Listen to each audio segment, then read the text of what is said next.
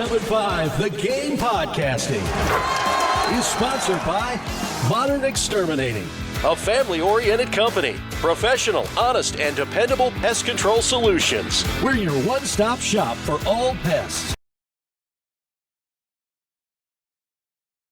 We were just saying, Langston, about how important it is for Shane to have still locked in a top 15 class despite obviously the way the season went, and maybe what that says about how he continues to conduct himself and sell this program.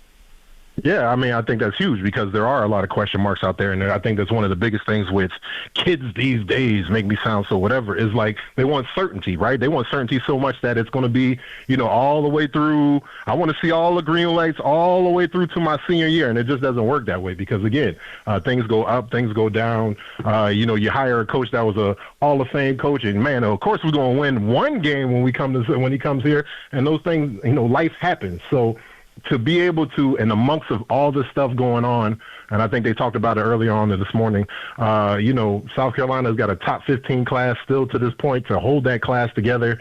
But again, the records don't indicate that we should be anywhere near that right there. And again, that's a big indicator about how people feel about the people within the building. Of course, we know we have facilities. We got all the utilitarian stuff that every other SEC school. You want a floating tank. You want, all the stuff within reason. We don't need a snow cave or nothing crazy like that. It's just called a cold plunge.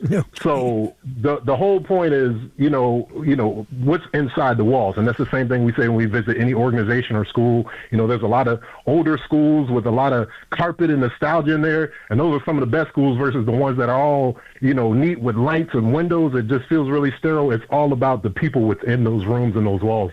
And like you said, Shane has shown a good tendency, especially with all the stuff going on, because I still haven't heard any announcement about all the other coaching changes that are going to happen that should be happening here soon.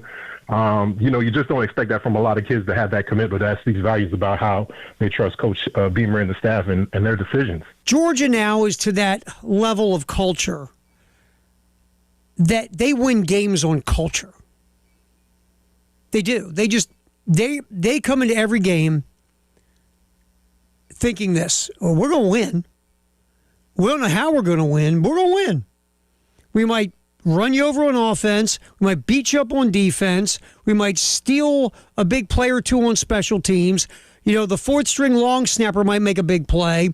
Someone on this roster is going to make plays to help us win this game because we're bleeping Georgia.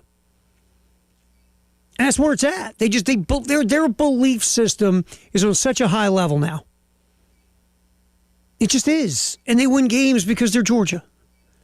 And that's where you want to get in, as an athletic program, as a professional sports franchise.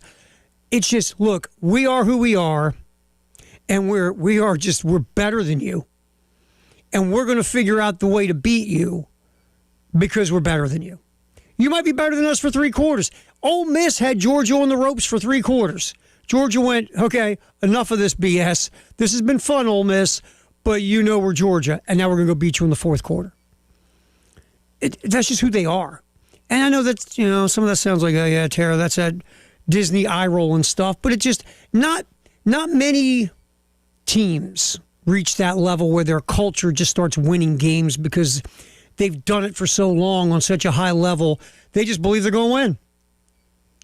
Now, again, you have to have players perform to match it, and you have to keep cultivating that culture as you turn over your roster in college football, which is more and more difficult every year. They're just Georgia.